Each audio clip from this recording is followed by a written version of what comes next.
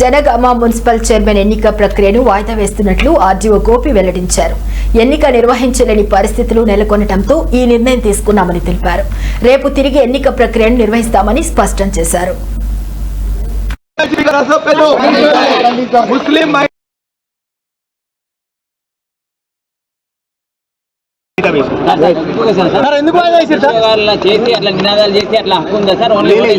ఆ విధంగా లేదు, ఆ పరిస్థితి లేదు, ఎలక్షన్ కండక్ట్ చేసేటటువంటి పరిస్థితి లేదు.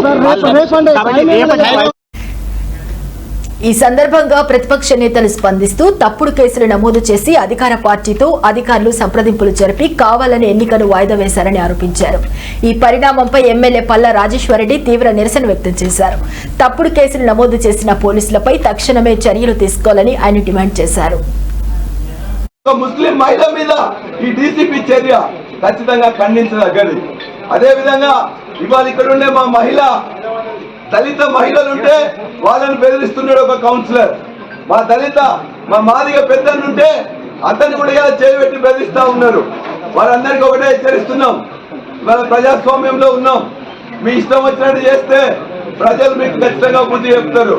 వాళ్ళకి కావాలని ఓడిపోతామని దీన్ని పోస్ట్ పోన్ చేసుకొని ఇవాళ పోలీసులు అధికారులు కుమ్మక్కై ఇవాళ మాకేదో నష్టం చేయాలని చూస్తున్నారు. ప్రజలు గమనిస్తా ఉన్నారు. ప్రజలు ఇప్పటికే తీర్పిచ్చిండ్రు. కాంగ్రెస్ కంటే ఎక్కువ బీఆర్ఎస్ కి ఇలా గెలిచింది, మాకు ఎక్కువ ఓట్లు వచ్చినాయి.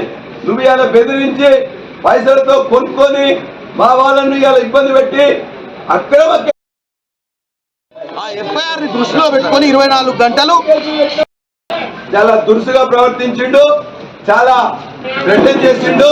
కాబట్టి డీసీ దీన్ని పెద్దగా ఖండిస్తున్నాము. ఇది పెట్టిన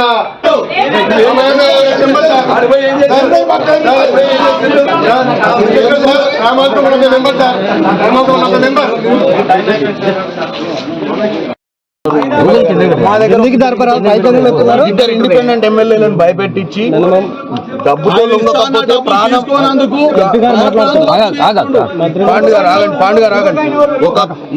వినండి. ఇగో ఇక్కడ ఉన్న భాస్కర్ గారు ఉన్నారు. ఇప్పుడు ఏమైంది? 15 అయింది. బీఆర్ఎస్ పార్టీకి 15, మాకు 15.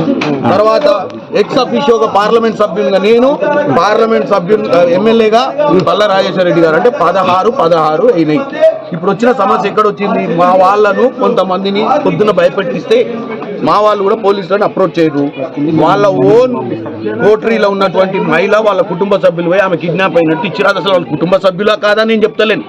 అయినటువంటి కేసులన్నింటినీ దృష్టిలో పెట్టుకొని ఎలక్షన్ కమిషన్ 24 గంటలు వాయిదా వేసి ఎంక్వైరీ చేసి ఎలక్షన్ ఒక ప్రజాస్వామ్యాన్ని కాపాడాల్సిన అవసరం ఉంది. కాబట్టి ఇన్ని వేల మంది ఓట్లు ఇచ్చారు కాబట్టి ఆవేశపడి నిర్ణయం తీసుకోకుండా 24 గంటలు సమయం ఇచ్చి వాస్తవాలు తెలుసుకొని ఎఫ్ఐఆర్ లో ఉన్నటువంటి నిజాలు ప్రజలకు తెలిసిన తర్వాతనే ఎన్నికలు కొంతమంది అభ్యర్థులను కొనుగోలు చేయడానికి స్థానిక ఎమ్మెల్యే పల్లా రాజేశ్వరరెడ్డి గారు ప్రయత్నమే చేయకుండా వాళ్ళ అభ్యర్థి కూడా ఒక ఆమెను బలవంతంగా అక్కడ ఉంచినట్టు ఒక ఎఫ్ఐఆర్ కూడా ఫైల్ అయింది.